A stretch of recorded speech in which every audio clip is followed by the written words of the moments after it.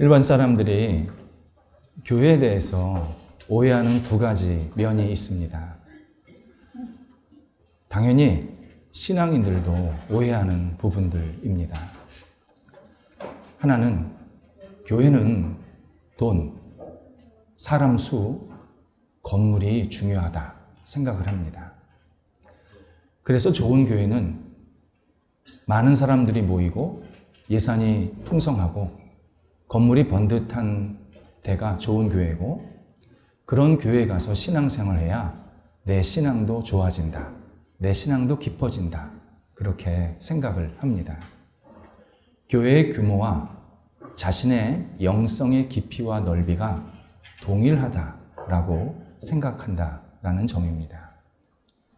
또 하나는 교회는 약간 하늘에 떠 있는 추상적인 실체다 생각을 합니다. 그래서 세상에서 어떤 사안이나 사건이 생기면 너무 깊게 이야기하지 말아야 된다. 좀 거리감을 둬야 되고, 그리고 우리가 알고 있는 것 좀 많이 이야기하지 않는 게 좋다. 이렇게 교회를 세상과 약간 분리시키려고 하는 모습이 있습니다. 교회 찾아오는 사람들에게 위로나 주고 이상적인 얘기나 하고 그냥 저 천국 얘기나 계속 하시면서 그들만의 리그를 가지세요. 자꾸 이쪽으로, 세상으로 넘어오지 마시고 자신들만의 리그로 사세요. 라고 그렇게 말하는 사람들이 꽤 많습니다. 두 가지는 교회를 많이 왜곡되게 생각한 결과입니다. 전자는 예수 그리스도께서 십자가 위에 예수 그리스도를 구주로 고백하는 그 신앙 고백 위에 교회를 세웠다라는 사실을 망각한 결과입니다. 누군가 극단적으로 얘기해서 돈 되고 건물 되고 사람들 모여, 자 지금서부터 우리 교회야. 절대 교회 안 됩니다. 세상 거 다 집어넣어도 교회 안 됩니다. 십자가가 없습니다. 예수 그리스도의 보혈, 예수 그리스도를 구원자로 고백하는 신앙 고백이 없습니다. 그건 사집단입니다. 예수 그리스도의 십자가를 놓치면 아무리 큰 규모의 모임일지라도 그 모임은 머지않아 100년, 200년 머지않아 사그라집니다. 후자는 예수님께서 이 땅에 오셨다라는 사실을 잊어버린 결과입니다. 예수님 달에, 금성에 오시지 않았습니다. 2000년 전 이스라엘 땅에 오셔서 직접 말씀하시고 삶을 보여주셨습니다.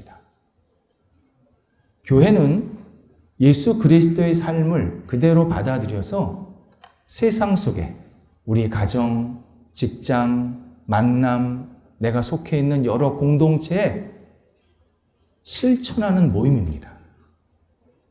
세상과 뚝 떨어진 분리된 모임이 아니라 세상에 예수 그리스도의 십자가를 실천하는 삶을 사는, 그러면서 때로는 핍박도 받고 공격도 당하고 때로는 예수 믿는 사람이 저렇게 사는구나 존경도 받고, 근데 우리가 존경받는 게 아니라 예수 그리스도가 경외를 받으시는 그 모임 통로가 교회입니다. 예수 그리스도 십자가 위에 세워졌고 그 십자가의 삶을 우리 현실에서 계속 실천하는 이 교회가 진짜 교회고, 그리고 복음적 교회입니다. 오늘 예수님께서 복음적 교회를 우리에게 알려주십니다. 근데 조금 다른 표현으로 우리에게 말씀해 주십니다. 세상에 있지만 세상의 악에 빠지지 않은 교회. 이게 십자가 위에 세워진 교회, 복음적 교회라고 우리에게 말씀해 주십니다. 그렇다면 세상에 있다라는 말은 알겠는데 악에 빠지지 않은 교회는 어떤 교회일까를 빨리 정리를 해야 합니다. 그러니까 악이 뭐냐? 이걸 정리하지 않으면 우리가 모이기는 모이는데 이게 하나님이 기뻐하시는 모임인지 아니면 내 인간이 기뻐하는 모임인지 이 잘못되는 모습이 확연히 드러나게 됩니다. 감사하게도 예수님께서 악을 알려주셨습니다. 예수님이 선 자체이십니다. 예수님이 이 땅에서 하신 말씀, 이 땅에서 하신 행동, 삶, 그거 그대로 따라하면 선입니다.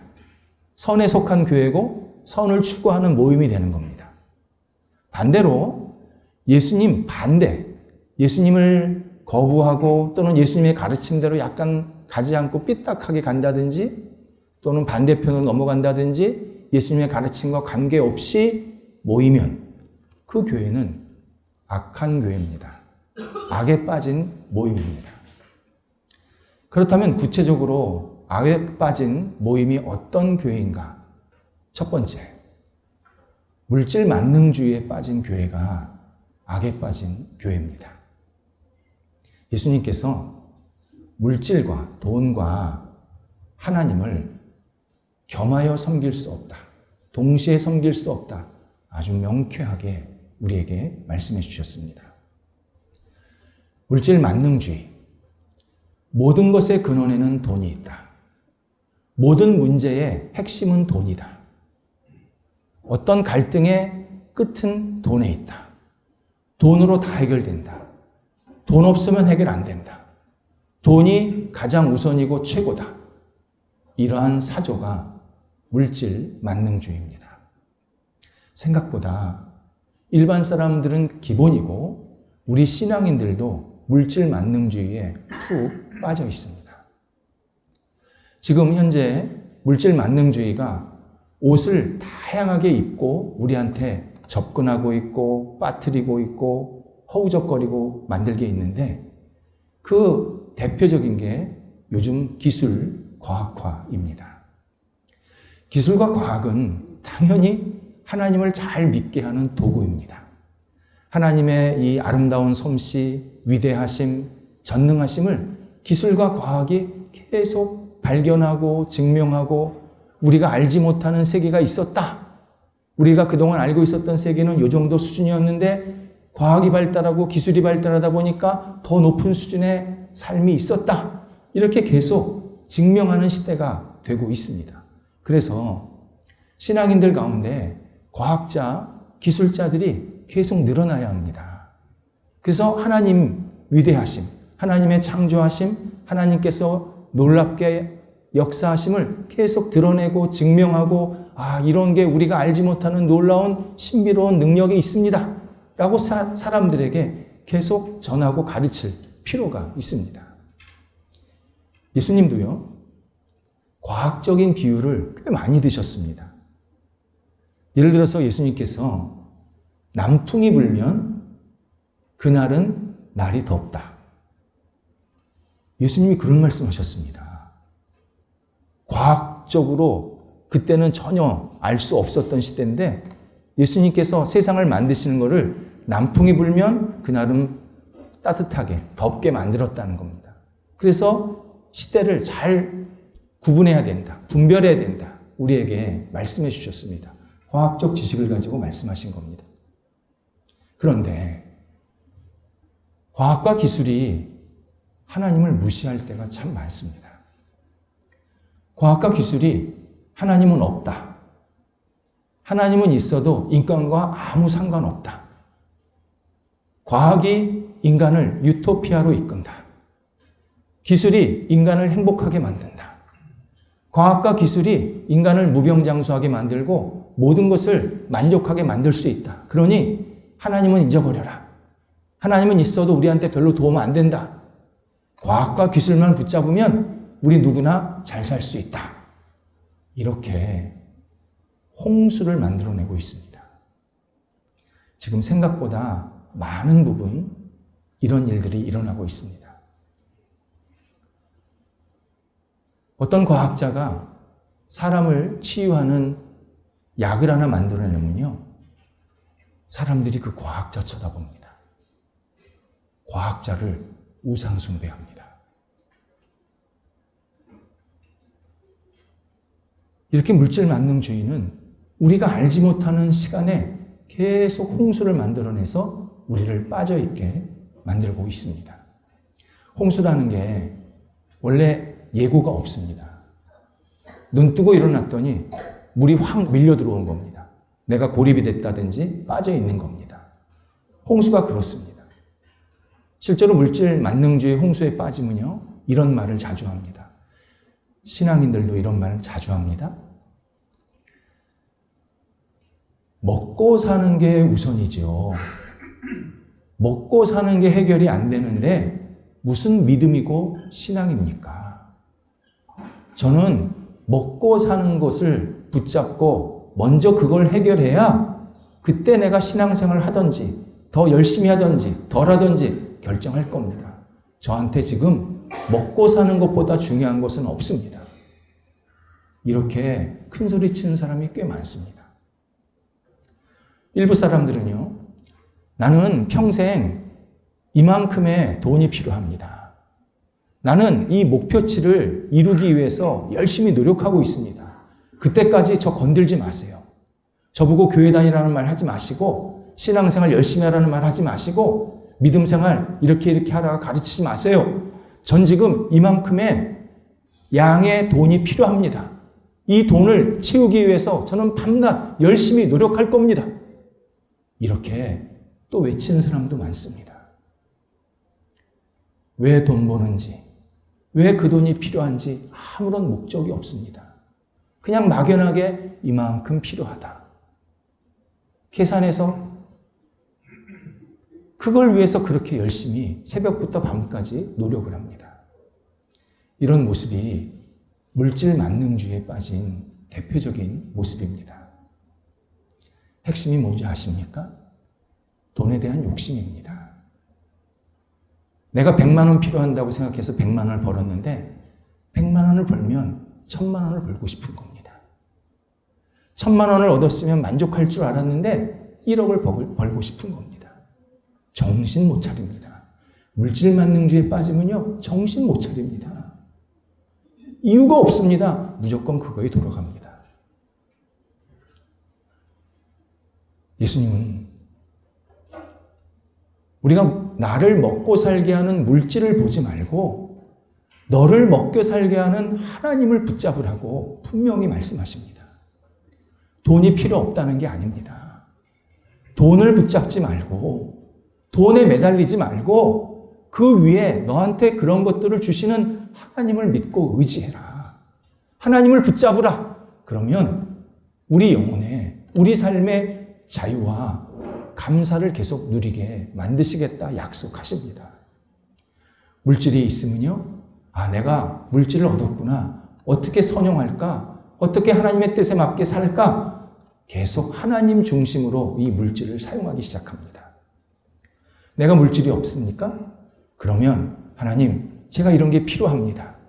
저에게 기회를 주세요. 하나님께 간절히 기도하면서 도전하고 어떤 역할을 감당하면서 그때그때마다 채우시는 하나님의 그 놀라운 섭리를 경험하게 만드십니다. 무엇보다도요, 물질이 없으면 내 생활을 돌아봅니다. 내가 이거는 할 수 있지, 이거는 하면 안 되지. 그러면서 자기 생활을 규모 있게, 계획 있게 계속 앞을 향해 나아가게 스스로 결단하게 만드십니다. 물질주의에 빠지면요, 허황된 꿈만 꿉니다. 돈이 있어도, 돈이 없어도 허황된 꿈만 꿔요. 그런데 하나님을 붙잡으면 내 삶에 규모가 생깁니다. 그리고 하나님 앞에서 진실한 삶이 계속 이어지게 하십니다. 교회도 마찬가지입니다. 교회에 예산이 풍성한 것, 당연히 좋은 겁니다. 그래서 우리 성도들이 우리 교회도 예산이 풍성해지도록 같이 기도해 주셔야 합니다. 예산이 풍성하면요, 할 수 있는 게 많습니다. 복음을 전할 수 있는 기회도 많이 생기고요. 복음뿐만 아니라 예수 그리스도의 향기, 예수 그리스도의 그 선한 능력을 사람들에게 전할 수 있는 중요한 통로가 이 물질에서 나올 수 있습니다. 우리 이런 것을 위해서 계속 기도해야 합니다. 그런데 돈을 쳐다보는 교회가 아니라 하나님께 집중하는 교회가 되어야 합니다. 모든 것을 주시는 하나님, 모든 것을 베푸시고 문을 여시는 하나님을 붙잡고 의지할 때 하나님께서 그때마다 필요한 것을 채워주셔서 우리가 하나님의 영광을 위해서 살아갈 수 있도록 인도해 주십니다. 물질 만능주의에 빠져있는 교회, 악에 빠진 교회, 하나님을 바라보고 의지하는 교회, 하나님이 기뻐하시는 교회, 분명하게 말씀하십니다. 두 번째는 유행에 너무 민감한 교회가 악에 빠진 교회입니다. 예수님께서 유행을 누룩이라고 표현하셨습니다. 누룩. 예수님 당시 이 여론몰이를 했던 지도층들이 있었습니다. 바리새인들, 사두개인들 이런 사람들이죠. 이런 사람들이 어떤 가르침을 사람들한테 계속 주면서 이걸 따라야 너희들이 신앙생활 잘하고 있는 거다. 이렇게 여론몰이를 하고 있었습니다. 이때 예수님께서 그들을 향해서 저들의 누룩을 조심해라. 저들이 인기몰이하고 유행으로 같이 가려고 하는 그 가르침을 조심해라. 분명하게 말씀해 주십니다. 지금 우리는 유행의 시대를 살고 있습니다. 자녀 교육, 경제, 장래 꿈, 어떤 내가 일을 하려고 하는 어떤 아이템들, 사람 만나는 것, 장소, 먹는 것, 다 유행에 따르고 있습니다. 그리고 그 유행에 내가 같이 동참하지 않으면 내 인생이 굉장히 낙후된 것처럼, 볼품 없는 것처럼, 약간 뒤처져 있는 것처럼 그렇게 생각하게 만드는 유행의 시대를 살고 있습니다. 교회도 그렇습니다. 어떤 분은요, 요즘에 핫한 교회, 흐름을 잘 타는 교회를 꼭 찾아다닙니다. 그리고 그 교회에서 하는 프로그램을 계속 참여합니다. 그러면 마치 자기 신앙이 좋아지는 것처럼, 내 신앙이 그런 교회 가면 굉장히 성숙해지는 것처럼 자꾸 그런 프로그램에 들어가서 그러한 사람들 몰려있는 교회로 들어가서 신앙생활 하려고 합니다. 다 유행입니다. 이미 그가 예수 그리스도를 믿고 있다면 그는 복음과 십자가를 가지고 있는 사람입니다.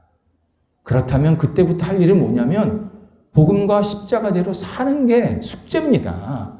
더 채우는 게 문제가 아니라, 더 배우는 게 문제가 아니라 내가 듣고 깨달은 것을 실제로 실천하고 내 가정에서, 내 관계성 속에서 그렇게 사는 게 우리의 신앙의 성숙에 결정적인 역할을 하는 겁니다. 그런 유행 있는 교회 따라간다고 내 신앙이 커지는 게 아닙니다. 그런데 지금 전 세계 교회가 심각한 유행의 누룩에 빠져 있습니다.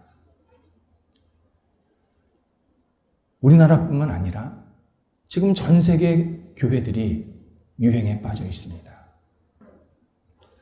보편적 구원론, 동성애를 비롯한 성적 자유주의, 이기적 비혼주의, 이혼에 대한 지나친 관대함, 이 누룩이 지금 전 세계 교회를 덮었습니다. 보편적 구원론, 예수 그리스도 말고도 다른 존재를 믿으면 구원받을 수 있다. 이 말이요, 밖에서 나오는 게 아니라 지금 세계 곳곳의 교회에서 이야기를 하고 있습니다. 저 지난주에 절 갔다 왔는데 예, 괜찮습니다. 거기도 다니시고 여기도 다니셔도 됩니다. 그런 교회들이 실제로 있습니다. 신앙의 고백은 조금씩 다를 수 있습니다. 그런데 아무나 믿으면 구원받는다. 그런 걸 가르치는 교회는 정말 심각한 악에 빠진 교회입니다. 내가 성적으로 일시적으로 문제가 생길 수 있습니다. 그런데 성적 방종, 성적 자유주의로 넘어가는 것은 심각한 죄입니다. 결혼 안 할 수 있습니다. 성경은 결혼 안 하는 것 은사라고 얘기하십니다. 굉장히 훌륭한 은사라고 칭찬하십니다. 그런데 이기적 비혼주의는 칭찬받을 만한 일이 아닙니다. 이혼할 수 있습니다. 예수님께서 이혼의 근거를 여러 개 말씀해 주셨습니다. 하지만 이혼을 권장하는 모임, 절대 정상적인 모임 아닙니다. 우리 신앙인들은, 그리고 교회는 어떤 어려움이나 갈등이나 문제가 생겼을 때 첫 번째 해야 될 것이 하나님의 뜻을 물어야 되는 겁니다. 세상 사람들이 다 그렇게 사니까 그래 나도 그렇게 하면 되겠지. 저런 사람들도 저렇게 하니까 나도 그렇게 하면 되겠지. 큰일 날 이야기입니다. 같이 지옥 가겠다는 겁니다. 예수님께서 말씀하시지 않았습니까? 좁은 길로 가라고. 넓은 길은 사람들 많이 갑니다. 그게 진리의 길이 아니라는 겁니다. 하나님의 뜻을 묻고 하나님의 계획을 묻고 하나님께서 원하시는 것을 물으면 우리 각자에게 임하신 하나님의 뜻이 조금씩 다르고 그것을 통해서 결국 하나님께 영광을 돌릴 수 있는 삶으로 계속 성숙하게 만드십니다. 그게 바로 선을 좇는 교회의 모습입니다. 세 번째, 이념에 빠진 교회가 악에 빠진 교회입니다. 이 부분은 대한민국 교회가 심각합니다. 어떤 교회는 지나치게 우측에 가 있습니다. 그래서 그 사람들이 말하는 것과 조금 다른 말을 하면 빨갱이, 막 비난합니다. 예수 그리스도 십자가의 보혈이 붉은색인데 말입니다. 당연히 자유민주주의 소중한 가치입니다. 자유민주주의, 하나님을 잘 믿는 사람들에게 주신 하나님의 선물에 해당하는 체제입니다. 지금까지 여러 체제가 있었는데 그나마 제일 발전되고 성숙하고 하나님을 잘 믿을 수 있는 체제가 자유민주주의입니다. 분명합니다. 우리 자유민주주의 소중하게 여겨야 합니다. 지켜야 합니다. 그런데 자유민주주의가 복음이 아닙니다. 자유민주주의가 구원 주는 게 아닙니다. 자유민주주의를 절대화하면 그때부터 우상숭배되는 겁니다. 우리가 믿고 의지할 분은 하나님이십니다. 하나님을 진실히 믿고 따르면 그때 하나님께서 우리에게 자유민주주의를 허락하시고 또 하나님의 뜻이 있으면 그 자유민주주의보다 훨씬 더 좋은 체제도 허락해 주십니다. 그 꼭대기에 뭐가 있습니까? 천국이 있는 겁니다. 천국이 자유민주주의입니까? 아니지 않습니까? 우리가 하나님을 잘 믿으면 계속 하나님께서 우리에게 좋은 체제를 주시고 지금 현재까지는 자유민주주의를 통해서 우리가 계속 하나님을 잘 믿고 하나님 안에서 자기의 역할을 잘 감당할 수 있게 만들어 주신 겁니다. 자유민주주의를 소중히 여기되 자유민주주의를 우상화하면 안 됩니다. 반대는 더 심각합니다. 사회주의적인 가치를 갖고 그러한 교회를 추구하는 모습들이 꽤 많습니다. 사회주의, 조금 더 발전하면 공산주의, 진짜 하나님의 뜻 아닙니다. 그거 다 망하는 길입니다. 하나님께서 역사를 통해서 보여주셨습니다. 여태까지 사회주의와 공산주의를 표방했던 사회 공동체 나라 다 하향평준화됐습니다. 더 중요한 건 뭐냐? 하나님을 안 믿습니다. 교회 폐쇄당합니다. 하나님을 거부합니다. 사회주의 체제를 절대화하면서 이 사회주의를 따르면 너희들을 잘 살게 될 거다. 하나님 대신에 그 체제를 우상화해서 지금도 사회주의를 표방하고 공산주의를 표방하는 나라들은 절대 신앙의 자유가 생기지가 않습니다.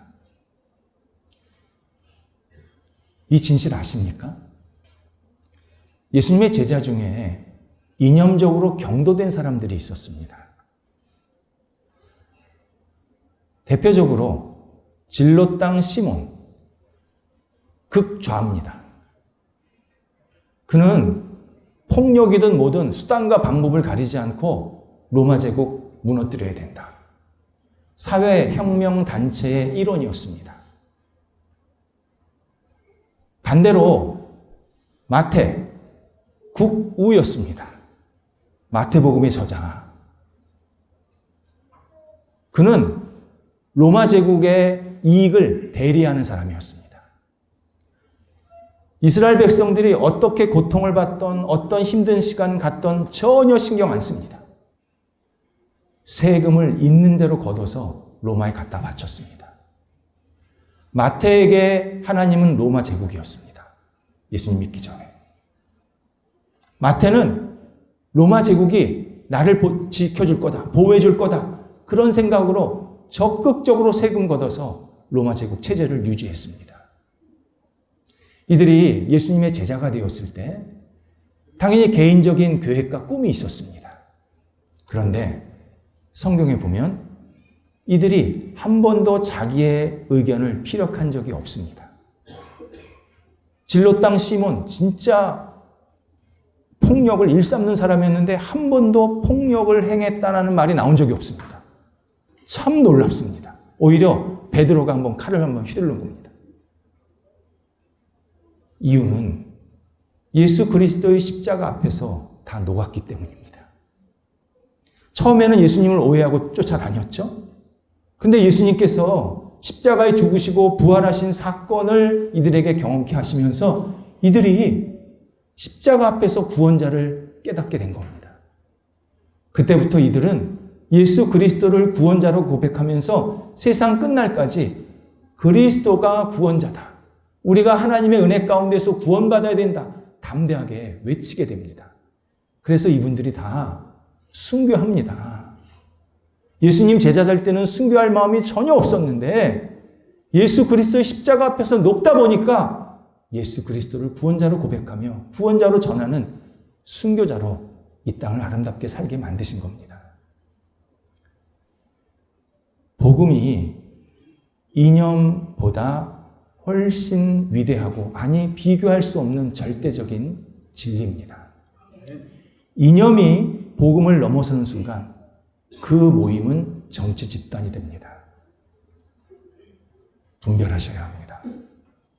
특히 요즘에 영상과 방송 매체에 이상한 사람들이 많이 나와서 선동하는 거 보입니다.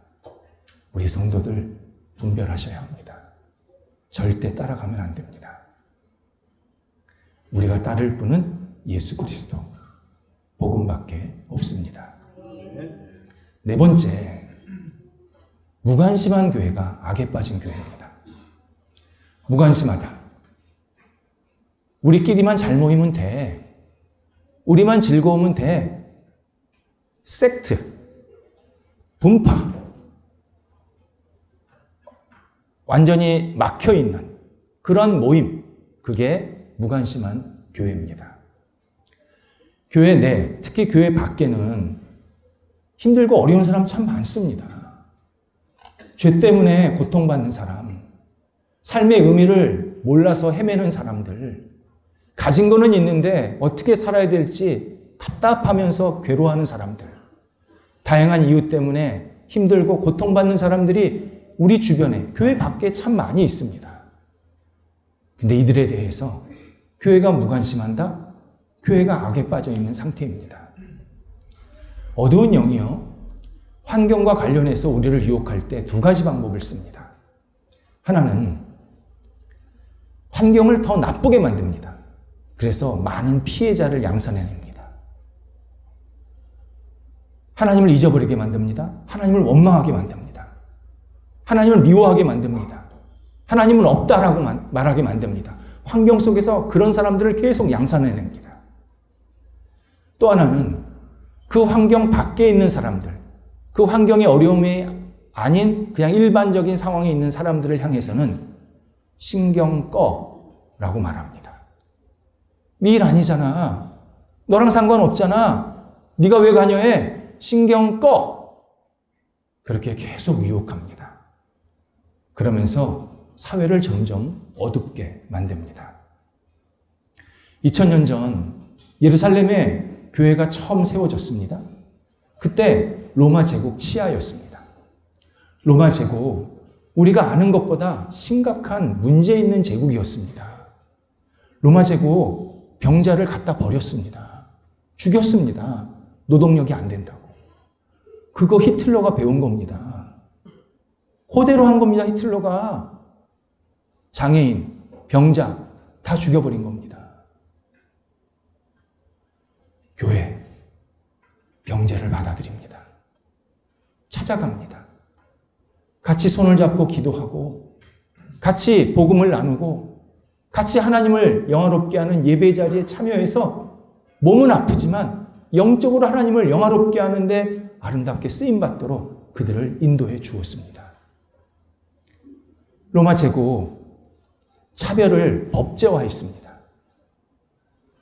교회 차별을 하면 안 된다. 명쾌하게 명령했습니다.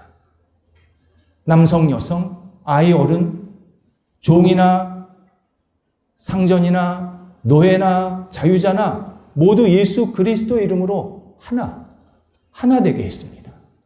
형제 자매라고 불렀습니다. 그리고 같이 밥을 먹습니다. 성찬식을 같이 나눕니다. 같이 기도하고 예배합니다. 이런 모임이 로마 교회는 없었던 겁니다. 로마 제국에는. 그런데 교회는 이런 모임이었습니다. 많이 공격받았습니다. 비판받았습니다. 하지만 교회는 이 진실을 놓지 않았고 결국 교회가 들어가는 마을 지역이 다 바뀝니다. 그래서 로마 제국이 나중에 변화가 일어나게 되었습니다. 지금 악이 번성하고 있습니다.